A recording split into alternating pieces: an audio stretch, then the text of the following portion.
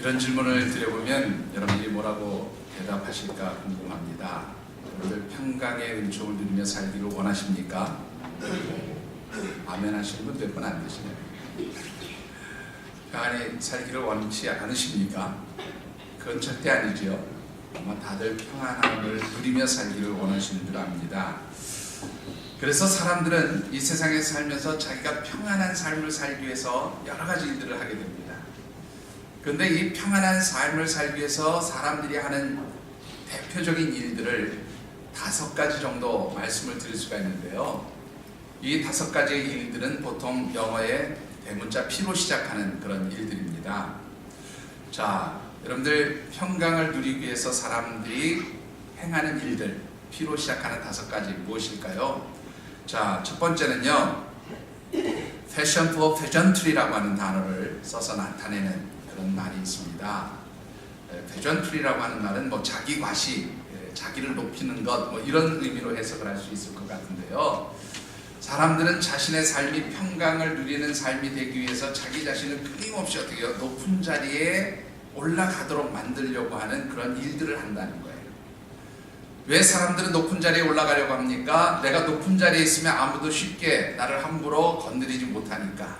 그래서 내가 평강의 삶을 살 수 있다고 생각하기 때문에 자꾸 어떻게 해요? 이 사회에서 높은 자리에 앉으려고 하는 그런 일들을 행하게 되어진다고 하는 것입니다. 자, 두 번째, 사람들이 평강의 삶을 누리기 위해서 하는 일들이 무엇일까요? 두 번째는 passion for possession이라고 하는 단어를 사용해서 이것은 뭐라고 말씀드릴 수 있는가 하면 소유하기 위해서 무엇인가를 열심히 한다는 겁니다. 이 possession이라고 하는 단어가 이제 소유하다, 뭐 그런 단어, 소유 뭐 그런 뜻이잖아요. 그러니까 무슨 말인가 하면 내가 평강의 삶을 살기 위해서는 내가 무엇인가를 많이 어떻게 해요? 소유해야 평강의 삶을 누린다고 그렇게 생각한다는 것입니다. 그래서 사람들은 무엇인가를 많이 가지기 원해요. 특별히 무엇을 많이 가지기 원합니까? 대표적인 것이 물질이죠. 돈을 많이 가지기를 원하는 거죠. 그래서 사람들은 내가 돈을 많이 가지고 있어야 평강의 삶을 살 수 있다고 생각하기 때문에 끊임없이 돈을 벌기 위해서 많은 것을 가지기 위해서 그렇게 몸부림친다고 하는 것이죠. 세 번째는 어떤 일들을 합니까? 세 번째는 passion for protection이라고 하는 단어로 그렇게 표현할 수가 있는데요. 이 protection이라고 하는 단어는 여러분들이 아시는 대로 보호한다는 뜻이죠. 이게 무슨 말인가 하면 내가 현재 가지고 있는 기득권을 지키기 위해서 내가 현재 누리고 있는 나의 모든 기득권을 지키고 보호하기 위해서 여러 가지 일들을 하게 된다는 거예요. 왜 그렇습니까? 내가 현재 누리고 있고 가지고 있는 것을 누구에게 빼앗기게 되면 나는 뭐예요? 그 빼앗긴 것 때문에 평강을 잃게 되고 내 삶이 힘들어진다고 생각하지요. 그래서 사람들은 자신이 현재 가지고 있는 기득권을 지키기 위해서 몸부림치고 살아갑니다. 네 번째로 사람들이 평강의 삶을 누리게 되어지기를 원하면서 하는 행위가 있습니다. 그것은 바로 뭐냐면 passion for profit이라고 하는 단어로 표현할 수 있어요. 이 profit이라고 하는 말은 여러분들 이익이라는 뜻이죠. 이득, 이익 뭐 이런 단어인데 무슨 말인가 하면 사람들은 절대로 세상 살면서 손해보는 일을 하지 않으려고 한다는 거예요. 왜냐하면 손해보면 내가 평강을 잃게 되어지기 때문입니다. 여러분들 어떤 때 기쁩니까? 뭔가 이득을 보고 나에게 유익한 것이 있을 때 여러분들 평안하다고 생각하지 않으십니까? 바로 그렇기 때문에 사람들은 절대로 손해보는 일들을 하지 않으려고 한다는 거죠. 이익을 추구하는 그런 일들을 하게 되어진다는 말입니다. 자, 마지막 5번째는 무엇일까요? passion for patriotism이라고 하는 단어를 씁니다. 이 patriotism은 여러분들이 아시는 대로 애국심 뭐 이런 뜻이지요. 나라가 평안해야 내가 평안해진다. 그래서 사람들은 어떻게 해요? 나라가 평강하기 위해서, 나라가 평안해지기 위해서 많은 일들을 한다는 거예요. 그런데 그 대표적인 예 중에 하나가 국민들이 평안하게 살기 위해서 우리는 이 나라를 강하게 지켜야 되고 그러기 위해서 여러분들 어떤 일이 벌어집니까? 전쟁도 서슴지 않는 일들이 벌어진다고 하는 것입니다. 자, 여러분들 한번 잘 생각해 보십시오. 여러분들에게 평강의 삶을 주는 것이 과연 무엇이라고 생각하십니까? 제가 지금 말씀드린 대로라면 5가지가 꼭 있어야 되는 것이잖아요. 나라가 평안해야 되고, 그 다음에 어떻게 해요? 내가 손해보지 않는 이익을 얻는 삶을 살아야 되고, 또 내가 가지고 있는 기득권을 절대 잃어버리지 않도록 그렇게 지켜야 되고, 그리고 또 내가 많은 것을 소유해야 되고, 내가 높은 자리에 올라가 앉아 있어야 내가 평강의 삶을 누리게 되어진다고 생각하는 것이 이 세상 보통 사람들이 생각하는 삶의 방식이고 평강을 누리는 방법이다, 그런 말이에요. 그런데 여러분들 어떻습니까? 이 5가지의 행위들에게 속한 그 여러 가지 일들로 인해서 실제로는 뭐가 깨어지고 있는가 하면 평강이 깨어지고 있다라고 하는 것이죠. 여러분들 한번 잘 생각해보세요. 내가 높은 자리에 올라가려고 하면 누군가도 역시 높은 자리에 올라가려고 하겠지요. 그러니까 거기에는 뭐가 생겨요? 갈등과 다툼이 생길 수밖에 없습니다. 내가 무엇인가를 좀 더 많이 소유하려고 하면 그 소유하기 위해서 내가 열심히 노력할 만큼 그 누구도 많은 것을 소유하려고 그렇게 몸부림치겠죠. 결국 그 사이에 일어나는 것은 갈등밖에 없다는 것입니다. 내가 가진 기득권을 지킨다는 것은 다른 말로 표현하면 그 기득권을 누군가가 빼앗아 가려는 사람들이 있다는 것이지요. 그러니까 거기에서도 역시 갈등과 다툼이 일어날 수밖에 없습니다. 그리고 세상의 모든 사람들은 다 이익을 보려고 하잖아요. 손해보는 사람이 없는데 어떻게 모두가 다 이익을 볼 수 있습니까? 그러니까 역시 거기에도 갈등과 다툼이 생길 수밖에 없어요. 한마디로 말하면 사람들이 이 세상에서 평강을 누리기 위해서 시도하는 모든 행위들, 모든 일들이 사실은 뭐예요? 평강을 파괴하는 일들이 되어버리고 만다라고 하는 것입니다. 그렇다면 오늘 저와 여러분들이 이 세상에서 살아가면서 정말로 참된 평강의 삶을 누릴 수 있느냐라는 것이에요. 내가 하는 어떤 일들, 내가 하는 어떤 행위들을 통해서 내게 참된 평강이 찾아올 수 있게 되어지느냐 하는 것입니다.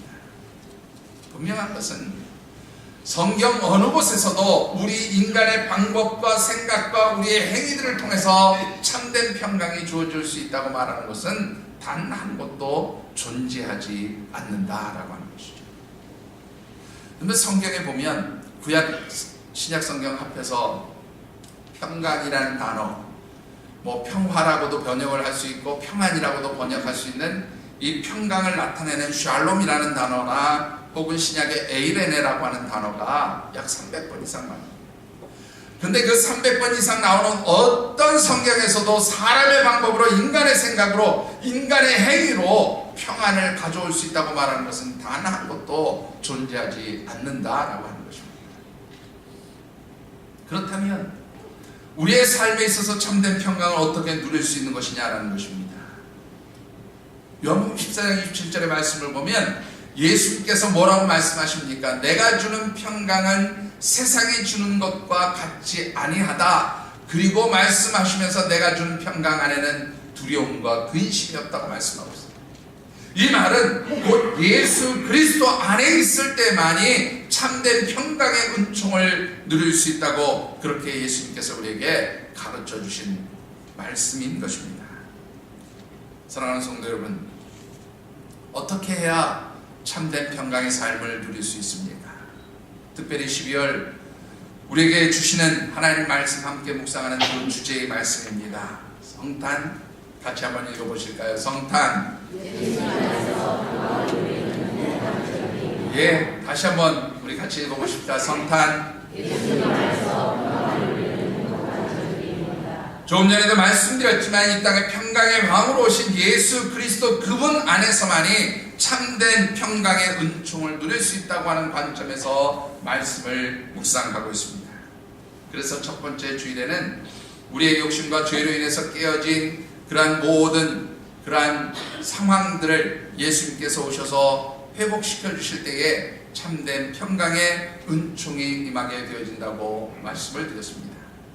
지난 주일에는 우리의 삶에 찾아오는 여러 가지 고난으로 인해서 환난과 고통과 아픔으로 인해서 깨어진 평강의 상태, 평강을 잃어버리게 되었을 때에 우리와 같이 고난을 당하시고 그 고난을 통해서 우리를 위로하시려고 이 땅에 오신 예수 그리스도 그분을 통해 주시는 하나님의 위로가 우리 가운데 임하게 되어질 때에 하나님 주시는 참된 평강의 은총을 누릴 수 있게 된다고 말씀을 드렸습니다.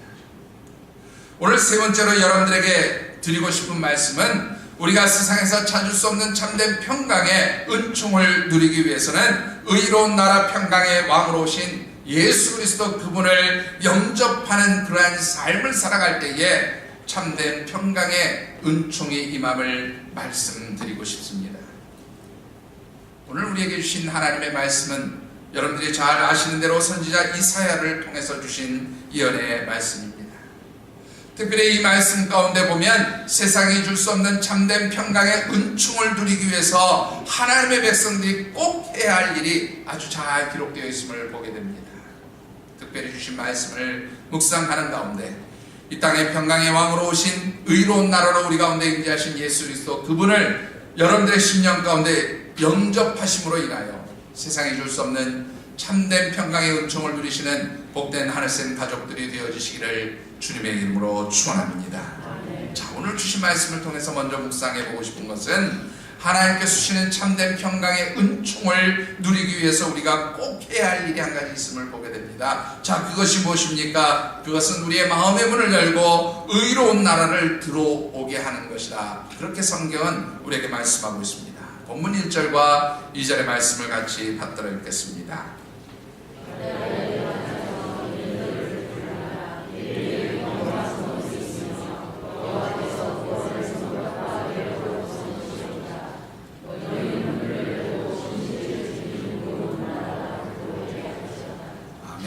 먼저 1절의 말씀을 보시면 하나님께서 구원을 성벽과 외벽으로 삼으신 견고한 성읍이 있다 그렇게 말씀하고 있습니다. 자, 하나님께서 구원을 성벽과 외벽으로 삼으신 견고한 성읍이란 무엇을 의미합니까? 여러분들이 아시는 대로 이 이사야서의 말씀은 이스라엘 백성들이 남유다와 북이스라엘로 분열되어진 다음에 이제 아수르와 바벨론에 의해서 멸망당할 것을 예언한 하나님 말씀이에요. 그리고 그 멸망 이후에 다시 이스라엘 백성들이 회복되어서 고국으로 돌아오게 될 것을 예언한 말씀이기도 하지만 더 나아가서는 먼 훗날 메시아가 이 땅에 오셨을 때 이루어질 하나님 나라의 회복된 모습을 예언한 말씀이기도 합니다. 따라서 오늘 본문에서 구원을 성벽과 외벽으로 삼으신 견고한 성읍이라는 것이 1차적인 의미는 이 이스라엘 백성들이 바벨론과 아수르의 포로로 끌려갔다가 하나님께서 회복하셔서 고국으로 돌아오고 그 고국으로 돌아온 이스라엘 백성들이 다시금 예루살렘 성벽을 재건하게 되어지는 그것을 의미하는 말씀이 바로 1차적인 의미의 말씀입니다.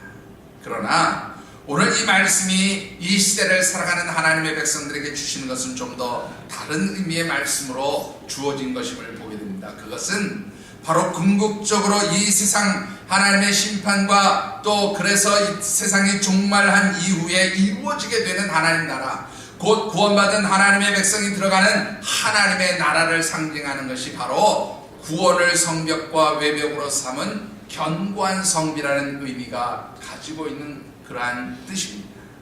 그러니까 구원을 성벽과 외벽으로 삼은 견고한 성읍이라고 하는 것은 바로 구원받은 하나님의 백성들이 들어가게 될 영원한 하나님 나라 천국을 의미하는 것이다. 그렇게 보시면 틀림이 없습니다. 자, 그런데 이 하나님께서 우리에게 주시는 그 구원의 성벽과 외벽을 그렇게 삼으신 견고한 성읍 하나님 나라에 들어가기 위해서는 우리에게 꼭 필요한 일들이 있어요. 꼭 해야 될 일들이 있습니다. 그것이 무엇입니까? 2절 말씀에 보면 너희 문들을 열고 의로운 나라가 들어오게 하라 그렇게 말씀합니다. 자, 의로운 나라는 도대체 무엇을 의미하는 것일까요? 여러분들 이 의로운 나라가 무엇인지를 살펴볼 수 있는 말씀 한 곳이 있습니다. 마태복음 3장 2절과 3절의 말씀 우리 같이 한번 읽어보시죠. 영상 자료 보시면서 말씀을 읽어봅니다.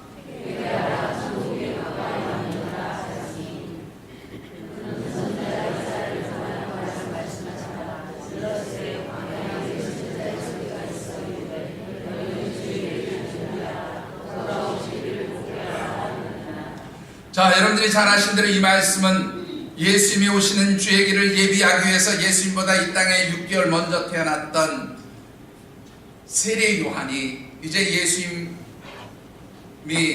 공생애의 사역을 시작하기 전에 먼저 나타나서 유대 광야에서 천국을 선포하는 그런 내용의 말씀입니다. 자, 그런데 이 말씀 2절에 보시면 회개하라 천국에 가까웠다 그렇게 말씀하고 있습니다. 여러분들 여기서 천국은 무엇을 의미하는 것입니까? 그것은 곧 우리에게 영원한 구원과 생명의 은총을 주시기 위해서 이 땅에 오신 예수 그리스도 그분을 의미하는 말씀입니다. 즉 회개하라 천국에 가까웠다라고 말하는 것은 바로 자신의 모든 죄를 회개하고 예수 그리스도를 영접한 사람에게 곧 하나님 나라에 들어갈 수 있는 영원한 생명의 구원과 은총의 그 축복이 임하게 되어짐을 말씀한 것이라고 그렇게 설명을 드릴 수가 있습니다. 그래서 요한복음 1장 12절의 말씀을 보면 영접하는 자 곧 그 이름을 믿는 자들에게는 하나님의 자녀가 되는 권세를 주셨다고 그렇게 성경은 우리에게 말씀합니다. 하나님의 자녀가 되었다는 말이 무엇입니까? 바로 하나님 나라의 백성이 된다는 의미입니다. 하나님께서 세우신 영원한 천국, 하나님 나라에 들어갈 수 있는 천국 백성의 자격을 얻게 되었다는 말이 곧 하나님의 자녀가 된다는 말씀입니다. 자, 그렇다면 본문으로 다시 돌아와서 의로운 나라는 무엇을 의미한다고 그렇게 말씀을 드릴 수 있습니까? 여러분들 바로 의로운 나라는 곧 우리를 영원한 죄와 사망 가운데서 건져주시고 하나님 나라 천국 백성이 되게 하시는 메시아 예수 그리스도 그분을 내 삶 가운데 영접하는 것, 바로 그것이 바로 하나님 나라 천국 백성이 되어지는 전제 조건이다 그런 말입니다. 자, 여러분들 왜 예수 그리스도를 내 삶에 영접하는 것이 중요합니까?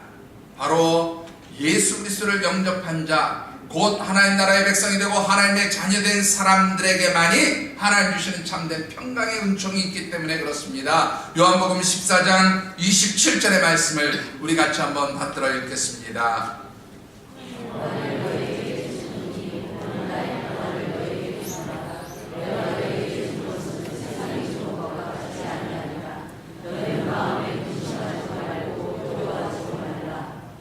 자, 여러분들 여기서 예수님 뭐라고 말씀하십니까? 예수님께서 우리에게 참된 평강을 주신다는 것입니다. 이 평강은 세상이 주는 것과 같지 않은 구별되어진 평강이라는 거예요. 그런데 이 예수님이 주시는 평강을 소유한 사람들에게는 어떤 특징이 나타납니까? 여기 보니까 마음에 근심하지도 말라, 두려워하지도 말라 그렇게 말씀합니다. 여러분들 왜 예수님이 주시는 평강의 은총을 누리는 사람 마음에 근심도 두려움도 없게 되어지는 것입니까? 그것은 바로 주님께서 내 삶의 모든 것을 책임져 주시기 때문에 내 마음에 근심과 두려움이 없는 거죠.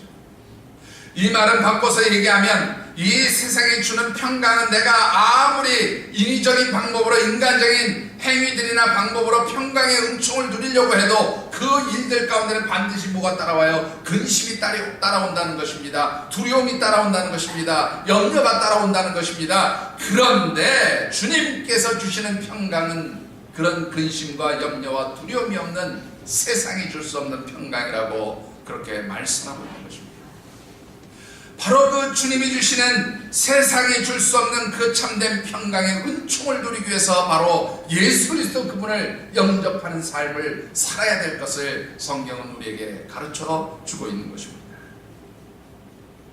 문제는 이 평강의 주인으로 오셔서 우리에게 참된 평강을 누리게 하시는 예수 그리스도 그분을 영접하지 못하는 사람들이 있다라는 것입니다. 예수 그리스도를 영접할 수 없는 그런 영적 상태에 있는 사람들이 있다는 말씀입니다. 바로 그런 사람들이 어떤 사람들입니까? 5절에 그런 사람들의 모습이 아주 잘 나타나 있습니다. 5절을 같이 받들어 읽겠습니다.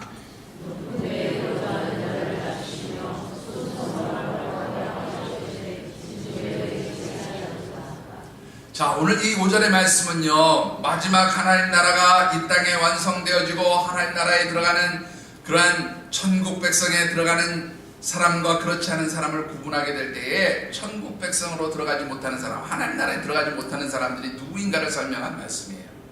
근데 여기 5절 말씀에 보면 앞부분에 뭐라 그랬는가 하면 높은 데 거주하는 자를 낮추신다 그렇게 말씀하고 있어요. 이 말은 높은 데 거주하는 자는 천국에 들어가지 못한다 이런 말이기도 해요.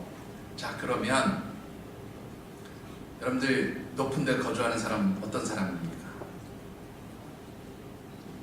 높은 건물, 높은 곳에 사는 사람은 천국 못 들어갑니까? 그러면 아파트, 고층 아파트에 서서 높은 층에 사시는 분들은 다 천국 들어가겠네요. 여기서 높은 곳에 거주한다는 말은 지형적으로 높은 곳을 의미하는 것이 아닙니다. 그 심령의 상태가 교만한 사람을 의미합니다. 영적으로 오만한 자의 자리에 앉아있는 바로 그런 상태의 사람, 영적으로 오만함으로 가득 차서 예수 그리스도를 영접할 수 없는 영적 교만의 상태에 있는 사람들, 이런 사람들은 절대로 어떻게 해요? 주님 영접할 수 없어요. 주님 영접할 수 없을 뿐만 아니라 하나님 나라 들어갈 수 없다 그 말이에요. 왜 교만하면, 왜 오만하면, 영적으로 오만하고 교만한 사람이 왜 주님을 영접할 수 없습니까? 여러분들 이사야서 14장 12절에서 14절까지 말씀을 보면 사단의 특성을 나타낸 그런 말씀입니다. 여러분들 한번 보실까요? 뭐라고 되어 있습니까? 같이 읽어보십시다. 시작.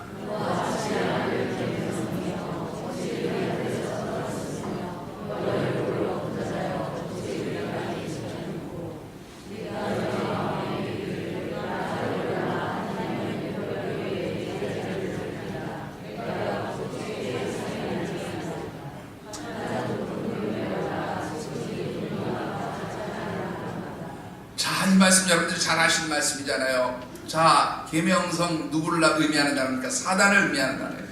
사단의 속성이 무엇입니까? 가장 높은 구름에 올라가 지극히 높으신 이 곧 하나님과 같아지려고 하는 것, 이게 바로 사단의 속성이에요. 사단의 속성은 그래서 교만함입니다. 사단의 속성은 오만함이에요. 하나님의 주권과 능력을 인정하지 않고 하나님과 동등되려고 하는 것, 이게 바로 사단의 속성입니다. 그래서 여러분들 창세기에 보면 사단이 와서 아담과 하와를 속일 때 뭐라고 얘기합니까? 저 선악을 알게 하는 나무의 열매를 먹으면 너희가 뭐같이 된다고요? 하나님처럼 될 것이다. 그렇게 속이는 거예요. 사단의 속성은 하나님과 같아지려는 영적 오만이고 교만입니다. 따라서 하나님 나라로 이 땅에 임재하시는 예수 그리스도를 영접하는 사람들은 이 교만과 오만함이 있을 때는 절대로 그 예수 그리스도를 영접할 수 없게 되어진다 그 말이에요. 뿐만 아니라 마태복음 11장 29절에 뭐라고 말씀하십니까? 예수님께서 자신의 성품을 말씀하시며 나는 마음이 온유하고 겸손하다 그렇게 말씀합니다. 예수님 겸손하신 분이세요. 그래서 그 겸손하신 예수님을 빌립보 2장에 뭐라고 말씀하십니까? 십자가에 죽기까지 자기를 낮추신 것이 바로 예수 그리스도의 마음이라, 그분의 성품이라 그렇게 말씀하고 있어요. 한마디로 예수 그리스도를 영접할 수 있는 사람, 이 땅에 평강의 왕으로 오셔서 우리에게 영원한 천국의 생명과 은총을 주시게 오신 그 예수 그리스도를 영접할 수 있는 사람은 곧 어떤 사람입니까? 겸손한 사람이라 그렇게 말씀드릴 수가 있습니다. 그래서 예수님이 마가복음 10장 15절에 보면 이렇게 말씀하고 있습니다. 우리 같이 한번 받들어 읽어보실까요?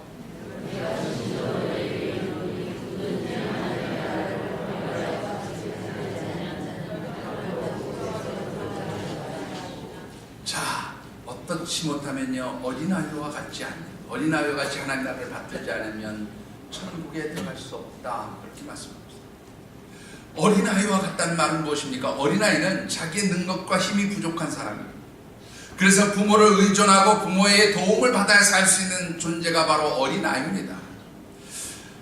그렇기 때문에 어린아이는 부모 앞에 늘 자신의 연약함을 고백하고 부모의 도우심과 부모의 손길을 간구하는 것이 어린아이라고 하는 존재의 특성이에요. 바로 그 어린아이와 같이 하나님 나라를 받든다는 말은 무슨 뜻입니까? 바로 하나님 앞에 나의 연약함을 고백하는 사람입니다. 하나님 앞에 나의 무능함을 고백하는 사람입니다. 하나님 앞에 나의 부족함을 고백하는 사람입니다. 그래서 하나님의 은혜를 구하는 바로 어린아이와 같이 자기를 낮추고 겸비하는 자들이 하나님 나라 들어갈 수 있다 그렇게 말씀하고 있습니다.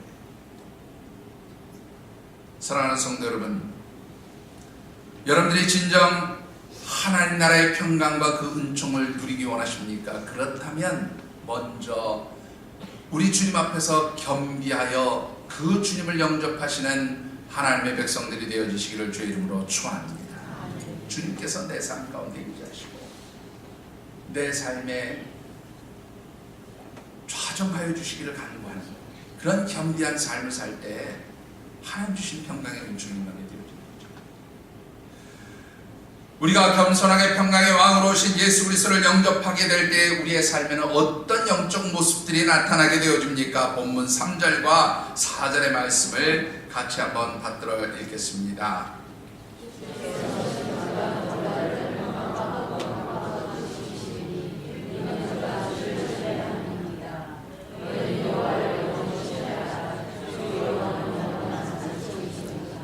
자, 오늘 이 말씀 보시면 예수 그리스도 평강의 왕이신 주님을 영접하는 사람들에게는 두 가지의 영적 특징이 나타남을 볼 수가 있어요. 먼저 3절에 보시면 그는 뭐예요? 심지가 견고한 삶을 산다, 그렇게 말씀합니다. 그런데 여기서 말하는 심지가 견고하다는 말은 여기 이렇게 촛불이 있으면 그 촛불에 불을 붙이는 그 심지를 의미하는 게 아니고요, 한자로 쓰면 마음심자에다가 뜻지자를 쓰는 단어예요. 마음의 생각, 마음의 뜻, 뭐 그런 뜻이에요. 마음의 계획, 또 혹은 마음에 담고 있는 삶의 목적, 뭐 이런 것을 의미하는 단어입니다. 그런데 예수 그리스도께서 함께 하시는 사람, 예수 그리스도께서 임재하셔서 그의 삶에 동행하시는 사람, 예수 그리스도를 영접한 사람들은 생각에 흔들림이 없다, 그런 말이죠. 어떤 것으로 인해서 흔들림이 없습니다. 앞서도 요한복음 14장 27절의 말씀을 우리가 묵상했습니다마는 그 말씀에 보면 세상적인 방법으로 평강의 은총을 누리려고 하는 사람들은 마음이 나뉘어집니다. 분산되어집니다. 그래서 근심하고 염려하게 됩니다. 그런데 신약성경에서 근심한다, 염려한다는 말은 그 원문의 의미를 보면 마음이 나뉘어졌다, 그런 말이에요. 삶이 복잡해서 생각이 많아지게 되면 여러분들 근심이 많아지잖아요. 염려가 많아지잖아요. 그래서 근심하다, 염려하다는 말의 어원이 보면 마음이 나뉘어졌다, 그런 말이에요. 그러니까 세상적인 방법으로 평강을 찾는 사람들은 그 마음이 항상 어떻게 나뉘어지게 되어 있습니다. 생각이 많아요. 복잡해집니다. 그런데 예수 그리스도를 영접한 사람, 그래서 예수님 주신 하늘의 평강과 은총을 누리는 하나님의 사람들에게는 어떻게 해요? 마음의 생각들이 흔들릴 일이 없는 거예요. 왜요? 주님께 집중되어 있기 때문에. 내 마음과 생각이 하나님께 집중되어 있기 때문에 나의 삶의 자리를 어떠한 것이 와서 흔들어도 흔들리지 않는다, 그런 말입니다. 여러분들 한번 생각해 보세요.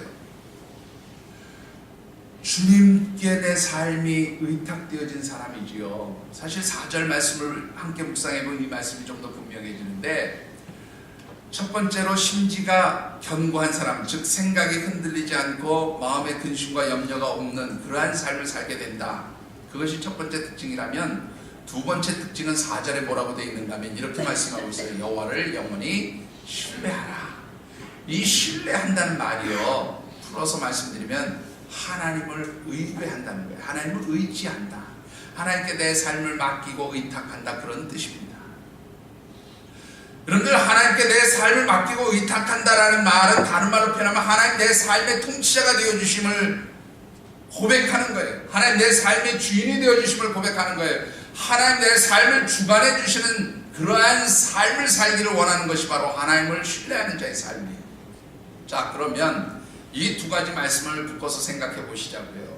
하나님께 내 삶을 모두 맡겼어요. 온 우주 만물을 창조하시고 모든 것의 주권자가 되시는 하나님께서 내 삶을 주관하십니다. 내 삶의 통치자가 되어주십니다. 내 삶의 주인이 되어주십니다. 그렇게 되면 여러분들 어떻습니까? 내 삶에 어떠한 일들이 나를 흔들고 두렵게 하고 염려케 하고 근심하게 만들지라도 내 생각이 변화되지 않는 거예요. 왜요? 하나님께 집중되어 있으니까. 내 삶을 책임져 주시는 분 하나님이 나와 함께 하시니까 나는 더 이상 흔들리지 않는 거예요. 두렵지 않은 거예요. 마음이 나뉘어지지 않는 거예요. 하나님께 맡겼기 때문에 내 삶은 평강을 누리게 되어진다, 그런 말입니다.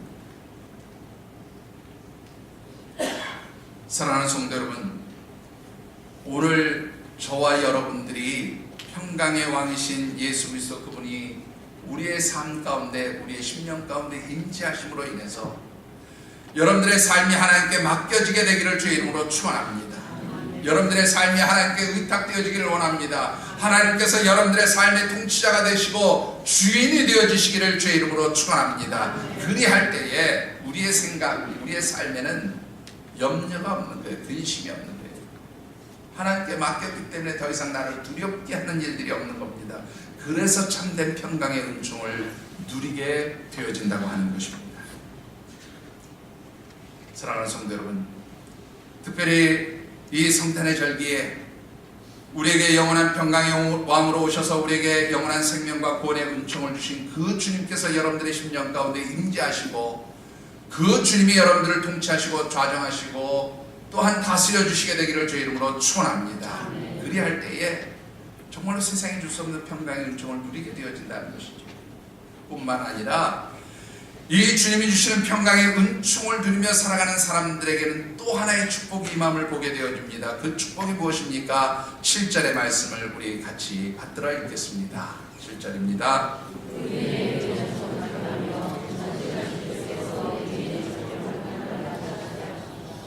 자, 여기 보시면 의인의 길이라고 하는 단어가 나옵니다. 의인이라는 말은 무슨 뜻인가 하면 예수 그리스도를 영접하고 하나님의 백성, 천국 백성, 하나님 자녀가 된 사람들이 그 사람들을 하나님 의인으로 인정하시는 거죠. 그런데 이 의인의 길은 뭐예요? 그 첩경을 하나님께서 평탄하게 하신다, 그렇게 말씀하고 있어요. 그런데 이 첩경을 평탄하게 한다는 말의 뜻이 참 재미있는 말입니다. 인생길이 평안해진다, 뭐 평탄해진다 그런 뜻인데요. 여러분들 그러면 태어나서부터 하나님 나라 갈 때까지, 하나님 천국으로 불러주신 그날까지 여러분들이 인생을 살면서 어떠한 고난도 어려움도 없이 늘 형통한 평안한 삶을 살 수 있습니까? 그렇게 사는 사람이 있다면 글쎄 과연 그런 사람들이 존재할까요? 아마 단 한 사람도 존재하지 않아요. 여기서 의인의 첩경을 평탄하게 한다는 말 뜻은요, 우리가 살아가는 동안에 수많은 일들을 당하게 됩니다. 하나님을 알지 못하는 사람들처럼 우리도 세상을 살다 보면 여러 가지 힘들고 어려운 일들 당합니다. 고난을 만나게 됩니다. 또 내 힘으로 감당할 수 없는 여러 가지 삶의 문제와 환난들을 당하게 됩니다. 그런데 그 환난의 문제들, 고난의 문제를 당할 때 하나님을 알지 못하는 하나님 백성이 아닌 사람들과 구분되어지는 것이 있어요. 그게 바로 무엇입니까? 하나님을 알지 못하는 사람은 그 고난의 길 가운데서 지쳐합니다. 쓰러집니다. 넘어집니다. 삶을 포기합니다. 좌절하고 절망합니다. 그런데 하나님이 함께 하시는 사람, 하나님의 백성이 된 사람들은 설사 그러한 고난과 어려움이 다가올지라도 바로 예수 그리스도께서 그와 함께 하시며 그에게 평강의 은총을 주시기에 그 모든 고난의 길들을 마치 무엇처럼요, 평탄한 길을 가는 것처럼 그렇게 능히 감당하고 이겨낼 수 있다, 그런 말입니다. 사랑하는 성도 여러분, 오늘 저와 여러분들의 어떠한 삶의 자리에 고난이 찾아올지라도 이 땅에 평강의 왕으로 오신 주님을 모시고 살아가는 사람들에게는 그 주님이 주시는 평강의 능력으로 우리의 삶의 자리가 형통하고 평안하게 나아가는 그러한 평탄케 하시는 은혜가 있는 줄 믿으시기 바랍니다. 그것이 바로 하나님 백성들이 누리는 축복인 것이지요. 싶습니다. 여러분들에게 이런 질문도 한번 드려볼까요? 여러분들 우리나라 사람 이름 중에 여호수아라는 이름이 있을까요? 없을까요? 예? 여호수아라는 이름이 우리나라 사람 이름으로 그렇게 있을까요? 없을까요? 여러분들 눈치 빠른 분들은 뭐 있으니까 있냐 없냐 물어보지 뭐 없으면 왜 물어보겠어? 그렇게 생각하시겠죠. 예. 유명한 사람입니다. 우리나라 사람 중에 여호수아라는 이름을 가진 사람이 있어요. 유명한 사람입니다. 2014년 인천시청 소속 육상 선수로 우리 인천 아시안 게임에서 육상 200m에서 동메달 따고 또 1600m 릴레이 계주 경기에서 4명이 뛰는 선수 중에 하나로 출전해서 은메달을 따는데 아주 큰 공을 세운 그 사람의 이름이 바로 여호수아라는 이름을 가진 청년입니다. 이 여호수아라는 이름을 가진 청년은요, 4대째 기독교 가정에서 자란 정말로 믿음이 신실한 그런 청년인데요, 이 여호수아라고 하는 이름을 가진 청년이 특별히 2014년 10월 2일 아시안게임 육상경기 마지막 날 결승들이 있는 그 경기 1600m 릴레이 계주 경기에서 마지막 주자로 출전을 하게 됩니다. 그런데 이 마지막 주자로 출전을 해서 달릴 때에 그때 당시 2등 은메달을 확보하고 달린 나라 선수들이 어디냐면 사우디아라비아 선수들이에요. 근데 이 여호수아라는 이름의 청년이 정말로 아주 그냥 최고의 속도로 달려가지고 그 3위로 뒤쳐져 있다가 사우디아라비아 선수하고 거의 비슷하게 골인을 하는데 전광판의 시계로는 사우디 선수와 우리 한국의 여호수아 선수의 들어온 골인 시간이 같았어요. 그러니까 이제 누가 먼저 들어왔냐 판독을 해야 되잖아요. 그래서 비디오 판독을 하게 됩니다. 그런데요, 이 여호수아 선수가 어깨 하나를 먼저 이렇게 딱 집어넣어가지고 그래서 은메달을 따게 됐어요. 아주 극적인 승리를 하게 된 그런 경기였습니다. 이 여호수아 선수가 그런 그 아시안 게임 200m 동메달 따고 또 1600m 계주에서 금메달을 따면서 아주 놀라운 신앙의 고백을 하게 됩니다. 그 고백이 무엇이었냐면 저도 힘들고 어려운 시기들이 있었습니다. 그런 고백으로 그렇게 자신의 지나온 삶을 돌이켜보는 이야기를 하게 됩니다. 이 여호수아 선수는 2010년 중국 광저우에서 아시안게임이 열리게 되었을 때 우리나라 100m 종목의 육상 대표 선수로 출전을 하게 되는데요. 이곳에 가서 부상을 당해서 제대로 경기에 참여하지도 못하고 그냥 돌아오게 되어요. 그 부상으로 인해서 깊은 슬럼프에 빠지게 되고 또 슬럼프에 빠지게 되니까 운동하면서 자꾸 다치게 되고요. 그래서 헤어나올 수 없는 그런 과정, 그런 좌절과 절망의 시간들이 있었다는 거예요. 그런데 그때마다 이 여호수아 선수의 고백이 뭐냐면 자신이 다 내려놓고 포기하면서도 한 가지를 포기하지 않았다. 그게 바로 뭐냐면 하나님 붙들고 살아가는 믿음은 포기하지 않았다는 거예요. 하나님 붙들고 살아가는 믿음을 포기하지 않고 자신의 삶이 힘들고 어려울 때마다 하나님 앞에 가서 무릎 꿇고 기도했다는 거예요. 그런데 어느 날 너무너무 힘이 들어서 하나님 앞에서 울면서 그런 기도를 했다는 거죠. 하나님, 왜 내게 이렇게 힘들게 부상에 아픔을 주십니까? 왜 하나님 내가 정말로 좋은 그런 경기를 할 수 있도록 저에게 부상도 거두어주시고 이 슬럼프를 벗어나게 하나님 도와주시지 왜 하나님 나를 이렇게 힘들고 어렵게 만드십니까? 그렇게 하나님 앞에 눈물로 기도할 때 하나님께서 그의 마음 가운데 깊은 깨달음과 음성을 주시더라고요. 근데 그 음성이 뭐냐면 얘야, 내가 너를 붙들고 있다. 내가 너와 함께한다. 내가 너를 훌륭한 선수로 만들어주겠다. 내가 너를 붙들어주겠다. 이 약속의 말씀을 받게 됩니다. 그러면서 그 하나님 주신 언약의 말씀 때문에 자신의 모든 슬럼프 그리고 부상으로 인한 여러 가지 힘든 환경들을 딛고 일어설 수 있었다는 거죠. 근데 그 하나님 약속의 말씀을 받고 나서부터 자신의 삶에 어떠한 일들이 생길지라도 흔들리지 않게 되더라고요. 근심하지 않게 되더라고요. 염려하지 않게 되더라는 거죠. 왜? 하나님 바라보고 하나님 내 삶을 책임져 주시고 하나님 내 삶을 붙들어 주시고 하나님 내 가운데 임재에 계셔서 내게 주시는 평강이 있으니까 흔들리지 않게 되더라라는 고백입니다. 그래서 그 이후부터 이 여호수아 선수가 경기에 나가면 그 육상 경기 할 때 선수들이 스타트 라인에 줄을 서잖아요. 그때 하나님께 꼭 드리는 기도가 있다는 거예요. 그 기도가 뭐냐면 하나님, 지금 이 시간 이 자리에 하나님께서 주시는 평강이 내게 임하게 하여 주시옵소서. 하나님 주신 평강이 내게 임하게 하소서. 이게 바로 경기 직전에 그가 하나님 앞에 드리는 기도입니다. 그리고 그 하나님의 임재하심과 하나님 주시는 평강의 은총을 간구할 때에 하나님께서 주신 그 힘과 능력으로 그렇게 경기에 임할 수 있었고 그 결과가 이 아시안게임에서 동메달과 은메달을 딸 수 있는 그런 아름다운 결과를 가져오게 되었습니다라고 그렇게 고백하고 있습니다. 사랑하는 성도 여러분, 오늘 이 시간 여러분들의 심령 가운데 만왕의 왕으로 우리 가운데 오신 하나님, 평강의 왕으로 우리 가운데 임재하신 의로운 나라 예수 그리스도 그분이 여러분들의 심령 가운데 좌정하시고 그 주님께서 여러분들의 삶을 통치하시고 다스려 주시는 역사가 있게 되기를 주의 이름으로 축원합니다. 그리할 때 우리의 가운데는 세상이 줄 수 없는 참된 평강의 은총이 임할 뿐만 아니라 그 주님께서 내 삶을 책임져 주시기에 내 삶은 흔들리지 않는 견고한 믿음의 삶을 살 수 있게 되어주는 줄 믿습니다.